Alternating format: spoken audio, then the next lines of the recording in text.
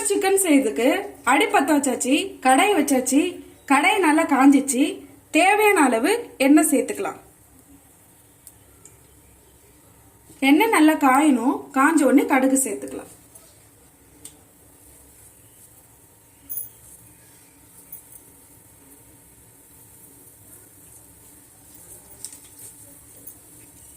எண்ணெய் காஞ்சிச்சு, கடுகு சேர்த்துக்கலாம்.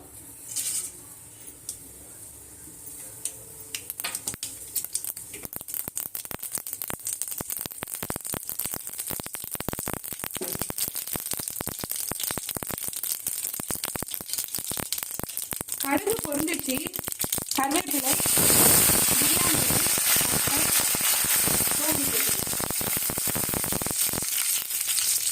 பெரிய சைஸ் வெங்காயம் 3 சேர்த்துக்கலாம்.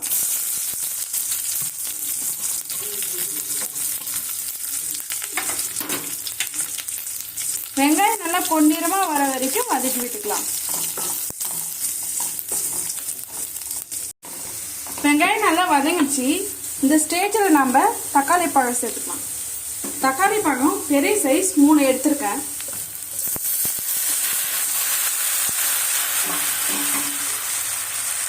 தக்காளி சீக்கிரமா வதங்கிறதுக்கு 1 ஸ்பூன் சால்ட் உப்பு சேர்த்துக்கலாம்.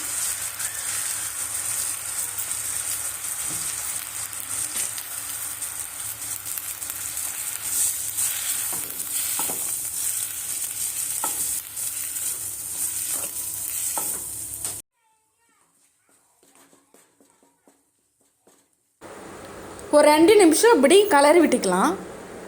இப்படி நல்லா இப்படி நசுக்கி விட்டுக்கோங்க. அப்போ தான் தக்காளி நல்லா கிரேவி மாதிரி இருக்கும். அப்போ தான் நல்லா சாப்பிட்றதுக்கு நல்லா சூப்பராக இருக்கும்.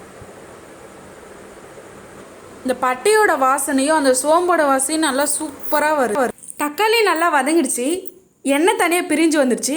இந்த ஸ்டேஜில் நம்ம மசாலா போட்டுக்கலாம். மல்லித்தூள் 1 ஸ்பூன், மஞ்சள் தூள் 1/2 ஸ்பூன், இஞ்சி பூண்டு விழுது 2 ஸ்பூன், கரம் மசாலா 2 ஸ்பூன். நல்லா அப்படி வதக்கி விட்டுக்கலாம். மிளகாய்த்தூள் 2 ஸ்பூன். எல்லாமே மசாலா எல்லாத்துலேயும் ஆட் ஆகணும். அது வரைக்கும் நல்லா கலரி விட்டுக்கலாம். அந்த மசாலா வாசனை போன உடனே நம்ம கறி சேர்த்துக்கலாம். மசாலா வாசனை போயிடுச்சு.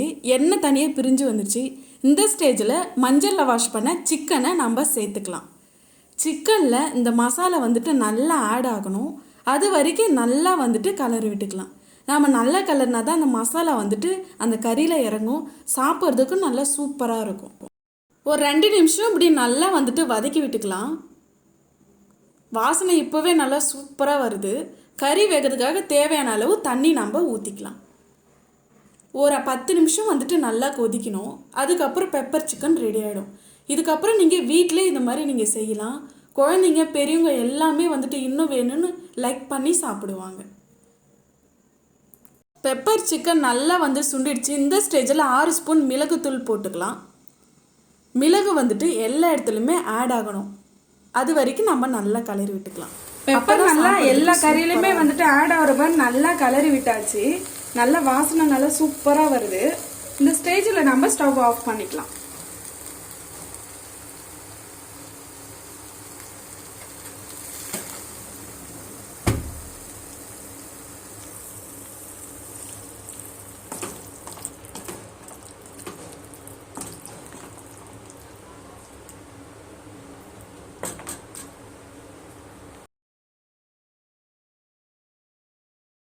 பெப்பர் சிக்கன் ரெடி ஆகிடுச்சு. அதை ஒரு பவுலில் மாற்றியாச்சு. பார்க்கறதுக்கே நல்லா சூப்பராக இருக்குது. வாசனையும் நல்லா இருக்குது. இந்த வீடியோ உங்களுக்கு ரொம்ப யூஸ்ஃபுல்லான இருக்குன்னு நினைக்கிறேன்.